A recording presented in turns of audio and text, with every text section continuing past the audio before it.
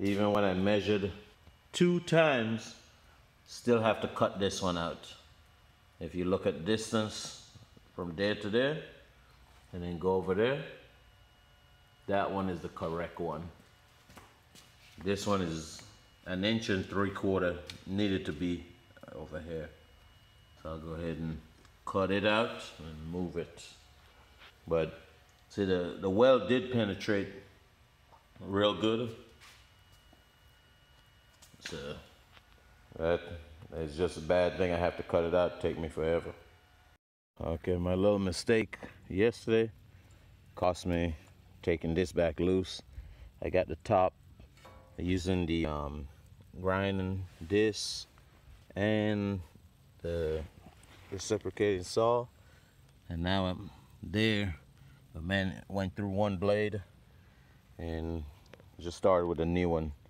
Got on safety glasses. Make sure you got that on, because ain't no insurance gonna cover you for an eye. All right, I'll be back. And this is why I hate making mistakes. Take me about 20 minutes just to cut one little bar out. Now I got to grind this up, clean it up, make it look like it was never there, just to move it 1.5 inches. All right, so I'll go ahead and do that and get this thing back inside. Okay, I'm back on track now. Got that welded back in. It's kind of rough at the bottom, but I got a pencil grinder. I'll straighten it up. This is the steel for the front, and this is a piece here to go up on front. I'll bring it out. I have measurements in my head. I can't really remember off the top of my head, but when I start, I'll know if it's right or wrong. So I'll go ahead and start with that now. All right, I got the A-frame section done. I still have to clamp up, but it's welded all together. I just need to weld the other side now, and that'll happen when I turn it over. It's a lot easier welding downwards. So got it there. Now the measurement that I did this one on, it's like my other one, 32 inches from this point to that point here, the flat 32. And that other one is the same length, everything. The only difference is I used a heavier gauge here. I think it's a 3-inch angle or 2.5 1/4 inch thick, and it rides, I mean, this thing rides smooth, loaded down or light. But I also loaded up with a lot of dirt, so it takes that real good. I think the capacity on that one is 3,500, but it does good. Now, I might try to put the price of everything in here. Some of the steel was free, but I know what the price is, so I'll try to do that at the end. Maybe put a price list, because you're not going to save a whole lot of money building a trailer. The good thing with building the trailer, you build it the way you want to, with anchor points or whatever you want is specifically made for that. This one is specifically made for a 4-wheeler, which he'll probably do more than just carry a 4-wheeler. And that's the reason why I did these, so that he can anchor to it. He does not want the mesh going across on the side, and he wants a wooden floor. So it's made just for whatever he wants. Maybe later on he'll change, and I have to put on the gate. It is going to be a steeper gate than what I normally put on. I think the gates I normally put is 42, 40 something. When I see it, I know it. But this one here, since it's a 4-wheeler, it might be a lot steeper.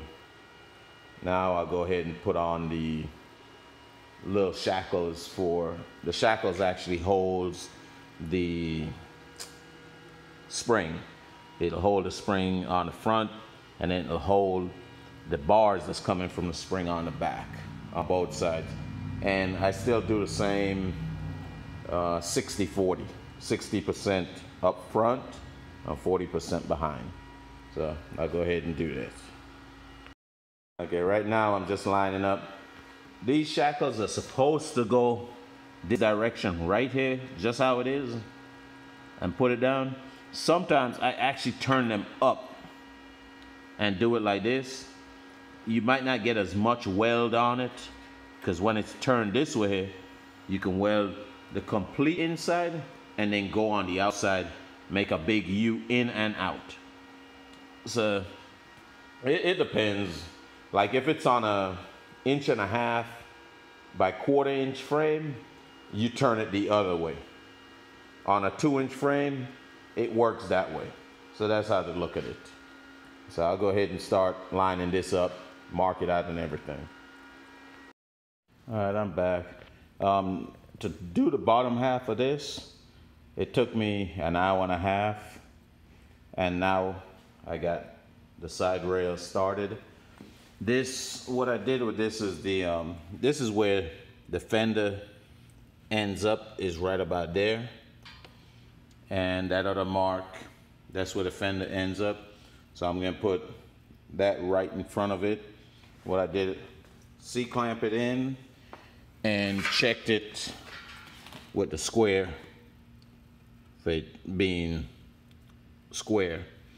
It's probably gonna move a little bit because of the heat, but just try to get them as straight as possible. You'll never notice it if it's a little bit off. If it's real bad, you'll notice it, but I'll go ahead, start with this, then get an even distance from front to here, set one in the middle, and then one in the back here, and then the one on the tail.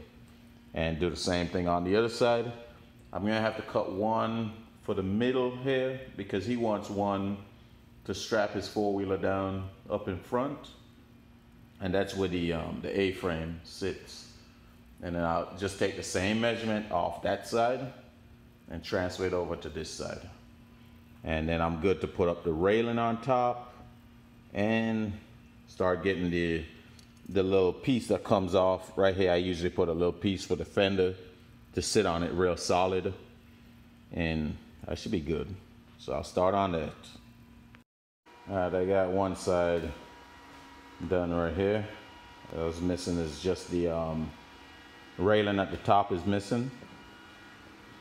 I'll just transfer the same measurements I get over here, transfer it over to this side here, and that'll give me the same exact spot for the axle.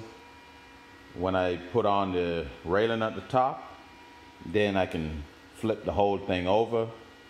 Oh yeah, I have to cut the one more for the center here, and that should be good. And then I can flip it over and put on the axle.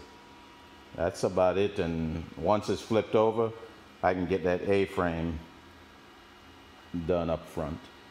All right, I'll be back. This is basically where the fender is going to be. It'll be lifted up a little bit, so it'll fill out that spot a little more than it is right now. But I got my measurements. I'll go ahead and just transfer them over and start doing the other side so I can be done with this section here tonight. All right, got the other side up. I got to go cut one more piece for the center, like I said, and then I can put on the railings at the top and flip this baby over. Okay, that's the rail strapped in right here. That other one's just there, it's not welded in yet. So I'll go ahead and tack this in. It is straight, so that's good. Started off with a straight canvas. Nice. So I just got it locked in.